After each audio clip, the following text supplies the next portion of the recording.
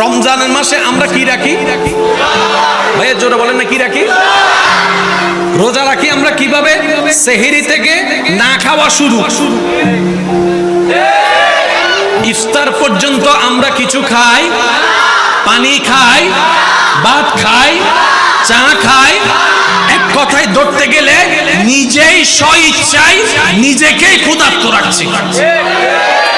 বাস, এটা ইসলামে আছে না নাই? এই নিয়ম কি আমার জন্য না সবার জন্য? একটা আওয়াজ দিবেন, আমার জন্য না সবার জন্য? দিয়েছেন কে? এটা রাখলে, এটা করলে সওয়াব আছে না নাই? সওয়াবগুলা পরকালে লাভ আছে না নাই? সওয়াব পাচ্ছি না খেয়ে থাকলে, এটা তো বুঝলাম। দুনিয়াতে আমাদের লাভ কি? পরকালের লাভ তো বুঝলাম।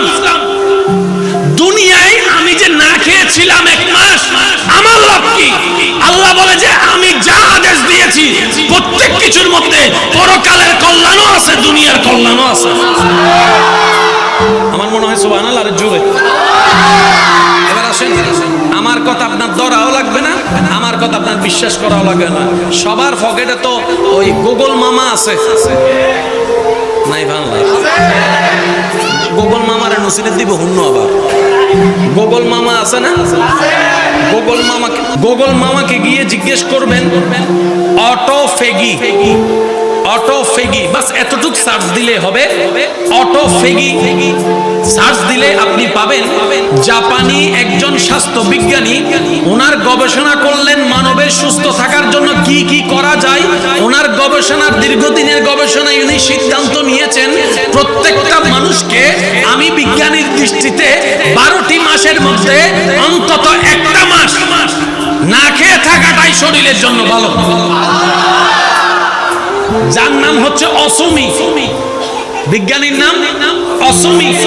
উনি বললেন 12টি মাসের মধ্যে প্রত্যেকটি মানুষকে 11টি মাস খেয়ে 12টি মাসের 1টি মাস না খেয়ে থাকাটা শরীরের জন্য ভালো, পাকস্থলীর জন্য ভালো, হরমোনের জন্য ভালো, হার্টের জন্য ভালো, ডায়াবেটিসের জন্য ভালো, ক্যান্সারের জন্য ভালো, ব্রেনের জন্য ভালো, শরীরের মগজের জন্য ভালো, এভরিথিং, সব জায়গার জন্য ভালো আর ভালো।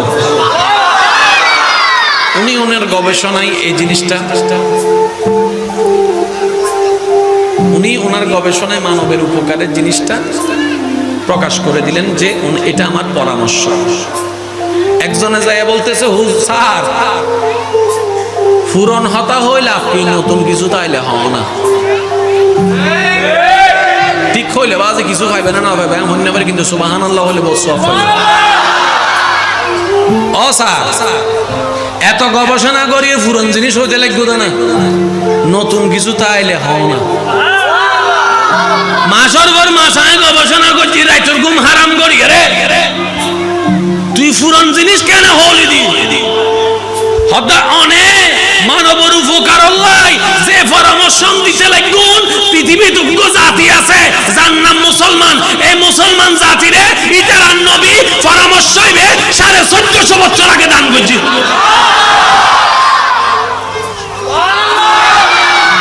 ওয়াইজ করতে করতে ওনার তো গুগল তাইলে কেন চাই ফেলন, অসমি নাম দিয়ে অটোফেগি লেলে চলে আইব, বুড়ো মানুষ হিসেবে ছবি। আমি শুধু বুঝাতে চাচ্ছি আমার ভাইদেরকে, রোজা শুধু একটা ধর্মীয় ইবাদতের নাম নয়, এটা শারীরিক চিকিৎসাও এই রোজার ভিতরে আল্লাহ দান করে দিয়েছেন। আর একটু জোরে জোরে বলা লাগবে সুবহানাল্লাহ।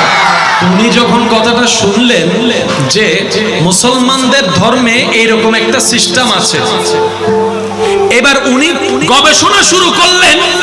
আমি যেই তত্ত্বটা এত গবেষণা করে, এত বই পড়ে, এত কলেজে গিয়ে, এত প্রফেসরের সাথে আলোচনা করে যেটা আমি জানলাম 1450 বছর আগে, বই ছাড়া, স্কুল ছাড়া, মাদ্রাসা ছাড়া মুহাম্মদ এই খবর জানলো কেমনে? আর একটু জোরে বলেন না সুবহানাল্লাহ। কারণ জানার জন্য তো শিক্ষকের দরকার। আর নবীজি যখন আসছেন তখন তো এরকম পরিবেশও ছিল না, স্কুলও ছিল না, কলেজও ছিল না, বইও ছিল না, শিক্ষকও। ও বলে যে এই খবর উনি জানলো কেমনে? এবার যখন নবীর জীবনী নিয়ে গবেষণা শুরু করছে, ওনার চিন্তাই পাল্টাই গিয়েছে।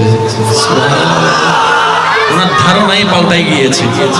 জগৎ যেখানে ইসলামকে জঙ্গিবাদের ধর্ম বলছে, মনে রাখবেন শিক্ষিত যারা সত্যিকার জ্ঞানী বিজ্ঞানী তারা ইসলামকে বলে মানবতার ধর্ম। বলেন না সুবহানাল্লাহ? আর একটু জোরে বলেন সুবহানাল্লাহ।